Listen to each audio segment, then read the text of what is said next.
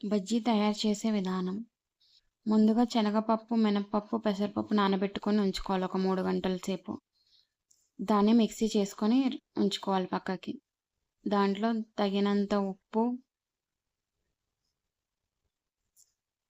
చిన్నగా కట్ చేసుకున్న ఉల్లిపాయ ముక్కలు,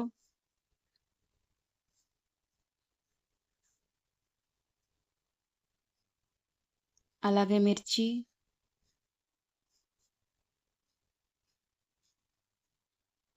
కొత్తిమీర, పుదీనా, కరివేపాకు ఫ్లేవర్ కోసం వేసుకొని బాగా కలుపుకోవాలి.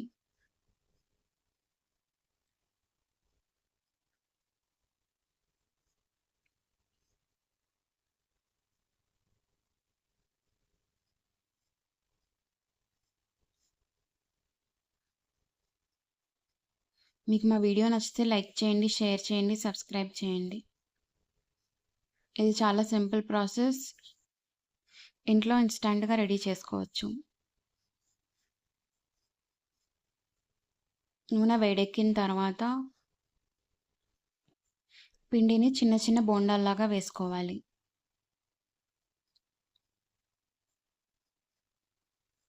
అవి బాగా ఫ్రై అయ్యేంత వరకు ఉంచాలి.